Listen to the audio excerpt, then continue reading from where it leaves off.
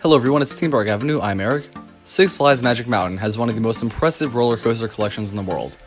And today, I'm going to review the park as a whole.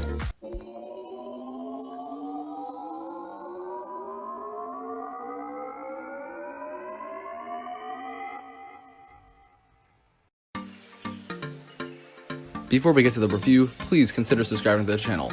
It helps out a lot, and in return you will see more rankings, reviews, and other theme park content. So to kind of run down what I'm going to be doing here, I will be going in depth my experience at this park.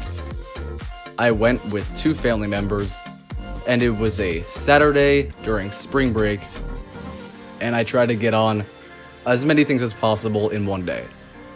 So it was interesting. So through this, I'll be talking about how you can try to get on these rides in one day, minimizing wait times, and I'll also talk about the best and worst aspects of the park and go in depth on each ride. Let's begin. So first of all, Batman the ride was closed when I went. I don't know if it's going to be down during all of the Wonder Woman construction, maybe. I didn't really know why it was closed, but I assumed it was because of that. Now let's get to the experience. The park opened at 10:30. I got to the gate around 9. We were getting there pretty early because we wanted to make sure we were there and we didn't have anything else we were doing that morning. So we were among the first to get in the gate. And once things opened up, pretty much right on the spot, 10:30, crowds run in like a stampede. It was very, very hectic for a bit. The first ride we went to was Tatsu. Running up the mountain was definitely a bit tough.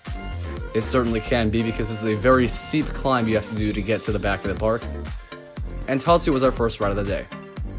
I love this ride. I went to Magic Mountain in 2017 and also 2014, but this was the most recent visit and Tatsu was just as good as I remember. Graceful at parts, also super intense at other parts, with the pretzel loop being one of the best inversions anywhere, and I love the ride a lot. The terrain adds quite a bit, it's an enjoyable long experience, and an underrated ride, and actually my second favorite ride at Six Flags Magic Mountain, and one of my favorite B&M roller coasters, period. Following Tatsu, we head to the very back of the park. There is a bit of a decline and slope once you go back here, and I will say, when you can kind of overlook Apocalypse the Ride and West Coast Racers, it looks beautiful. The mountain backdrop is quite nice, and I just feel some parts of this park look excellent. I know the atmosphere technically isn't great here, but I do think it was a very nice area, at least in the back. West Coast Racers was the second ride of the day, and this was the only ride I had not been on at all before, and I thought it was very fun. I liked the launches, there was some good airtime and hang time, the dueling aspect is pretty fun, it's long, you go through both sides, you always duel, that's cool, and I enjoyed all this on the ride. Except for the restraints. The restraints are among the worst I've experienced. Maybe I was just the perfect height, but there's this one sharp plastic corner that really did go into my head a few times, and that hurt quite a bit. So overall, that brought down the ride. It's a good ride, but it's kind of in the middle for Magic Mountain rides because it just was not as enjoyable as it could have been. The next ride we did was Apocalypse the Ride, and I will say this one's queue is quite interesting. The outdoor parts, partially because of the crazy Los Angeles climate, really does feel like a desert wasteland thing that they're kind of going for. And then once you're inside, it's pitch dark in parts of the queue and it's hard to find your way through, but the ride itself is great. I used to think it was quite a family coaster. Now I realize it definitely is not. It does not mess around. It is intense, it has airtime, it really is quite relentless. And I guess it is technically a little bumpy, but it didn't bother me at all actually, and I thought it added to the experience overall. It felt like a true wooden coaster, and it's definitely among the best roller coasters in the park. So this was all good, and now we're gonna ride Superman Escape from Krypton. And climbing up a very high hill to get to it is one of my least favorite parts of Magic Mountain. But seriously, you have to climb pretty high and steep to get to there, and it is quite annoying. It's just the way the ride is, and I understand that, but it's definitely one of the things where the layout, because of how the park is, can be a little frustrating. The ride itself, there's forward and backward. We did both. I felt that the forward, even though the ride's launch was 100 miles per hour, felt like 60. it was not the most thrilling launch. The backwards was much better. Going backwards, the launch felt more powerful, and the drop just feels awesome going forward down. So I enjoyed the backward part much more, and it's a pretty solid ride overall. So going back down, we head over to Riddler's Revenge. And Riddler's Revenge, this ride I like to call Stand-Up Kumba, because it has an excellent layout, but it is not smooth. I feel like Kumba is very inconsistent in how smooth it is, and while Riddler's Revenge is not as rough as Kumba, I don't think, even at its worst, it does have some bumpy moments that take away a little bit. It's definitely the best stand-up coaster, but it does have a few minor flaws there. And I will say, looking at the back area, the way they put Wonder Woman Flight of Courage in, it's getting a little cluttered back there. You have Batman the Ride, Wonder Woman Flight of Courage right in front of it, Riddler's Revenge right next to that, and the Hall of Justice really squeezed next to Riddler's Revenge. That area kind of looks nice, but it also is a little too cramped, I think. So we head over to the Scream Punk District for Twisted Colossus. And this is definitely my favorite roller coaster, at least at this point, at Six Flags Magic Mountain. The dueling aspect was not really in force when we went, but I did not think it took away from the ride. I guess the lift hill would have been more fun if we were racing alongside somebody, we could shout insults and stuff, but the ride is awesome. The first drop has no right being as powerful as it is given how short the ride is compared to, say, Iron Gwazi. The airtime is strong, the inversions are excellent, the pacing is right there with any great RMC, and it's probably one of the most underrated RMC coasters, and I think it's actually an elite ride, and very close to my top 5 coasters ever. So I love that, and I just think that's the best ride in the park. Scream was the next one we did, and I was told to give this one a second chance. I was considering not riding it, the line was somewhat long, but I did go on, and I will say, it's not great. I think it's a bit bumpier than I remembered it being. I used to think it was relatively smooth, and while there are some good inversions, the pacing on this ride is just very slow. And people complain a lot about the parking lot coaster setting. I thought that was a little weird to complain about, but when I went on, I realized because of how slow the ride is, they make sure you savor that view of the parking lot, so it is a little bit ugly to look at. It doesn't take away from the ride that much, but I will say the roughness parts and the lack of forces in the loops do. And it's among the weakest floorless coasters, I would say. So at this point, we have been on quite a few roller coasters. You know, we got on Tatsu, West Coast Racers, Apocalypse the Ride, Riddler's Revenge, Superman Escape from Krypton twice, Twisted Colossus, and Scream. This was all within the first 2 hours of the park being open. So my advice, if you go to this park, get there early and head toward the back first. You might think, wait for X2 first. That might be good, but if you're going to get on X2, and sometimes X2 doesn't actually open with the park, you have to wait another 15 minutes, and that's a wasted time at that point. You have to just get to the back and get on those rides where there are no lines early on. We barely beat out a half-hour line for West Coast Racers. That's what it was by the time we got off, but it was like 5 minutes when we got on. So keep that in mind for sure if you go.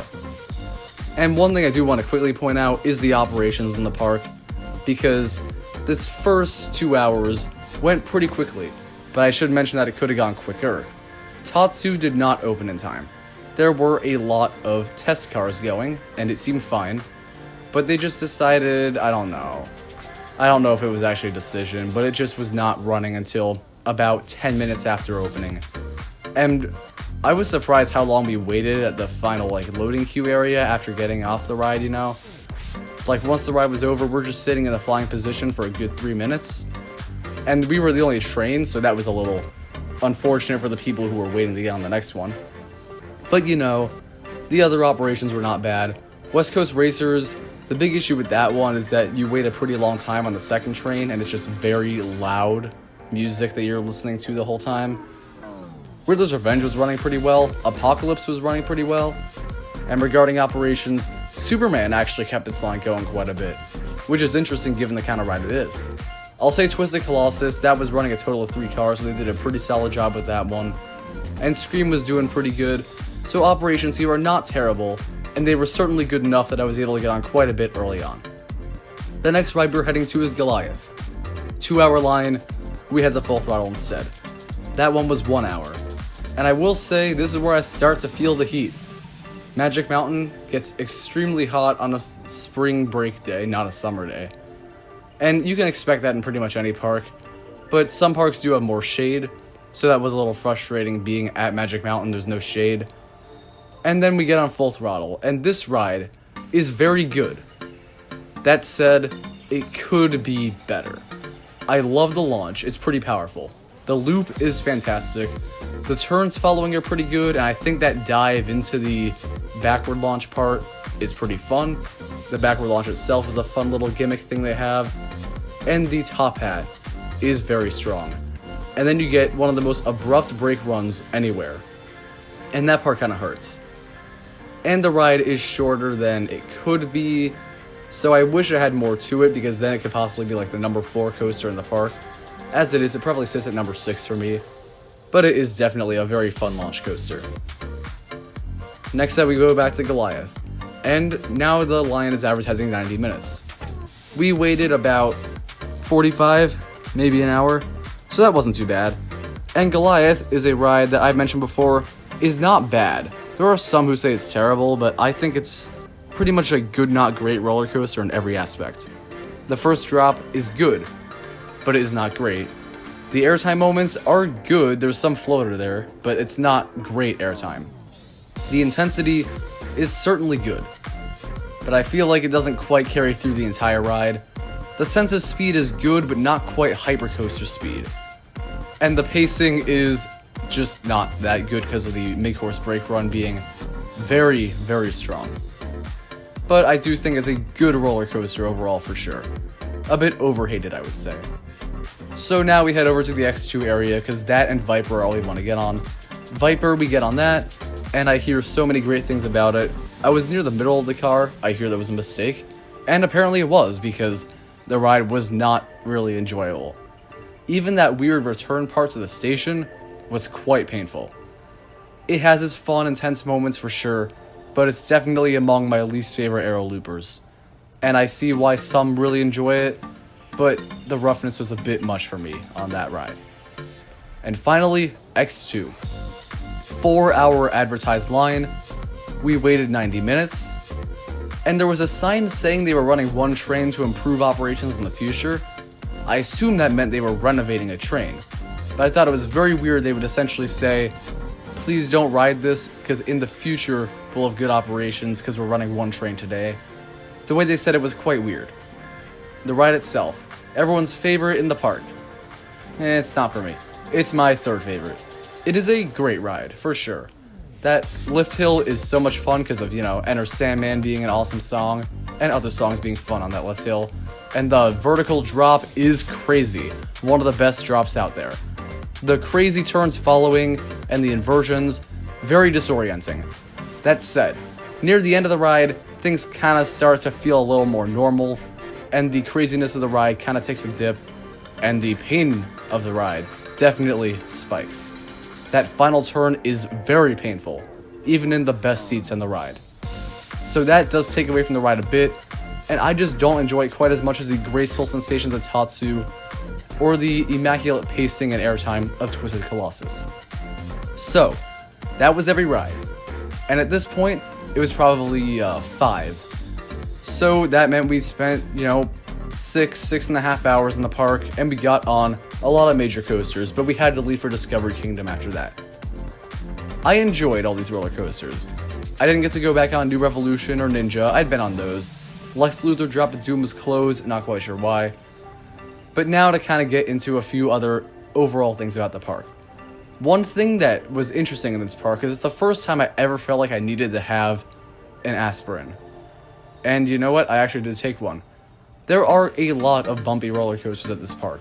Cedar Point, there's like 1, 2, maybe 3 that would be like that. And I never felt like I had to have anything to soothe a headache. But at Magic Mountain, there's quite a few. I would say rides such as West Coast Racers, Riddler's Revenge, Scream, Goliath even at points. All had some parts that did make your head a little disoriented. Granted, Goliath was not because of roughness, That's more just because of the forces it exerts. And that's not a knock against Goliath. The other ones are ones that were quite major. And then X2 just takes the cake as one of the most painful.